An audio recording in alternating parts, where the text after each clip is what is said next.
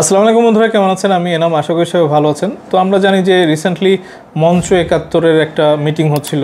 তো সেখান থেকে লতিফ সিদ্দিকী এবং মঞ্জুরুল আলম পান্না সহ অনেককে অ্যারেস্ট করা হয়। তো আমরা বিভিন্ন সময়ে আদালতে হাজিরা যাওয়ার সময় বা আসার সময় নানা রকম কথাবার্তা বলার চেষ্টা করেছিলেন মঞ্জুরুল আলম পান্না, বাট পুলিশ আটকায় দেয় আর কি। তো আজকে হঠাৎ করে যেটা হলো যে ওনার আরও একজন সাথী আর কি, সাবেক সচিব আবু আলম শহীদ খান গ্রেপ্তার। কিছুক্ষণ আগেই এই খবরটা আসছে আর কি। তো প্রথম আলো এরকম একটা নিউজ দিয়েছে, রাজধানীর শাহবাগ থানার একটি মামলায় সাবেক সচিব আবু আলম মোহাম্মদ শহীদ খানকে গ্রেপ্তার করেছে ঢাকা মহানগর পুলিশের ডিএমপি গোয়েন্দা বিভাগ ডিবি। তো দেখেন, এখানে আসলে অস্থিতিশীল অবস্থা আমরা দেখতেছি আর কি। বিভিন্ন জায়গাতে ঝটিকা মিছিল বের করতেছে আওয়ামী লীগ, এবং সামনে ডাকসু নির্বাচন, আগামীকালকেই ডাকসু নির্বাচন, এবং সেটাকে সামনে রেখে আবার নানা তৎপরতা আমরা গুঞ্জন আছে আর কি। তো আওয়ামী লীগ যেন রাস্তায় বের হতে না পারে, বা তাদের যে উচ্ছৃঙ্খল বাহিনী আছে তারা যেন কোনো নাশকতা করতে না পারে। তো মুরব্বী যারা আছে এদের মাঝখানে আমরা ওই টকশোগুলোতে দেখতাম যে খুব ভাইব্রেন্ট আর কি তারা। এবং এখানে আবু আলম শহীদ খান সাহেব, উনি তো একেবারে সরাসরি সরকারের নানা রকমের দুর্বলতা বা ক্রিটিসাইজ করতেন আর কি। ব্যাপারটা এরকম যে ডক্টর ইউনূস জোর করে ক্ষমতায় আসছে, এগুলি আসলে পছন্দ না আমাদের সাধারণ মানুষ হিসাবে। আমরা ২৪-এর যে গণ অভ্যুত্থান হয়েছে ৩৬ জুলাইয়ের আর কি, সেটাকে আমরা সম্মান জানাই আর কি। ৭১-কে যেভাবে আমরা সম্মান জানাই, বুকে লালন করি, ধারণ করি আর কি, ২৪-এর গণ অভ্যুত্থানটাও কিন্তু একটা কাকতলীয় ব্যাপার না। এটাও কিন্তু আমরা আবু সাইদ, মুগ্ধ থেকে শুরু করে শত শত হাজার হাজার ছাত্র জনতার আত্মাহুতি, এটা আসলে বাংলাদেশের ইতিহাসে গণতন্ত্রের যে একটা নতুন আমরা জাগরণ আর কি, সেটাতে যে ২৪শে জুলাই কতটা গুরুত্বপূর্ণ ভূমিকা রেখেছে, এটা আসলে অস্বীকার করার উপায় নেই। এবং এইটাকে নিয়ে যারা বিতর্ক করতে চাইবে, আমার মনে হয় যে সরকার এবং সরকারের আইনশৃঙ্খলা বাহিনী যথেষ্ট নজরদারিতে রেখেছে সবাইকে, এবং আরও অনেকে আছেন। আমি মাসুদ কামাল সাহেব, উনি সিনিয়র একজন সাংবাদিক আর কি, ওনার যথেষ্ট কথাবার্তা আমার ভালো লাগে আর কি, বাট মাঝে মাঝে আবার উনি খুব ইউটার্ন নেয় আর কি।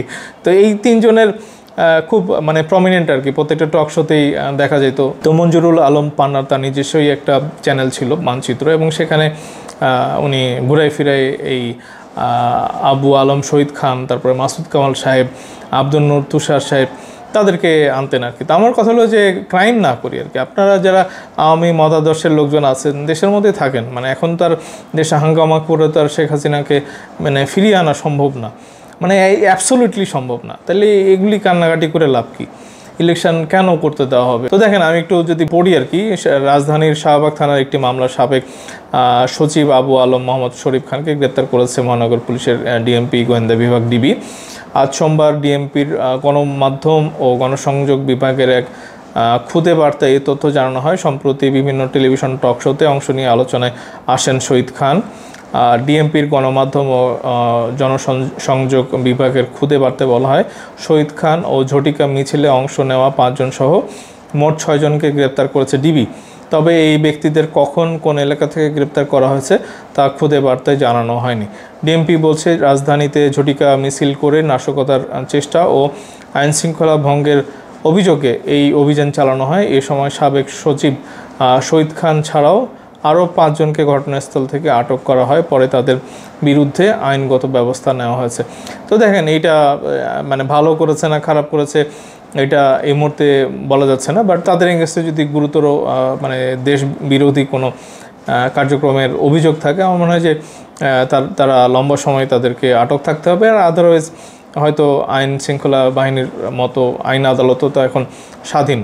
তো এইটা আবার কোন সময় আমরা দেখব যে জামিন নিয়ে তারা বের হয়ে গেছে আর কি। তো যাই হোক, এখন এই সরকারে অনেক আওয়ামীপন্থী লোকজনও আছে, প্রশাসনের মধ্যে লুকায় আছে আর কি। এবং এই সচিবকে গ্রেপ্তার করার মাধ্যমে সরকার কি নিরপেক্ষ একটা আচরণ করছে নাকি না তাদের ভিতরে যে আওয়ামী লীগের মানে গিরগিটি যারা আছে, মানে যারা বাসা বেঁধে আছে আর কি, এবং শোনা যায় যে তারা তাদের কাছ থেকে সুবিধা টুবিধা নিয়েও অনেকে মানে ব্যবসা বাণিজ্য চালিয়ে যাচ্ছে আর কি, মানে এই সরকারের প্রশাসনের ভিতরেই। এবং আমরা কয়েকটা উপদেষ্টার নামও বলতে পারি আর কি। তো আমি দুঃশাসক যারা ছিলেন আর কি, যারা সন্ত্রাসী, যারা দেশ থেকে অঢেল টাকা পাচার করেছে, খুন জখম করেছে, যারা দেশ থেকে পালিয়ে গেছে, তাদের দোসররা অনেকে আছে আর কি।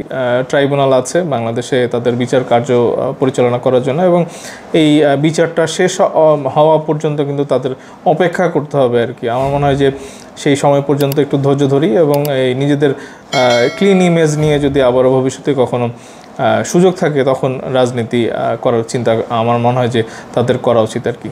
তো বন্ধুরা, আপনাদের মতামতটা অবশ্যই কমেন্ট সেকশনে জানাবেন, এবং যারা আমার চ্যানেলে নতুন আছেন অবশ্যই চ্যানেলটা সাবস্ক্রাইব করতে ভুলবেন না, এবং লাইক কমেন্ট শেয়ার দিয়ে সাথেই থাকবেন। তো খুব তাড়াতাড়ি বন্ধুরা দেখা হচ্ছে। ধন্যবাদ সবাইকে। আসসালামু আলাইকুম।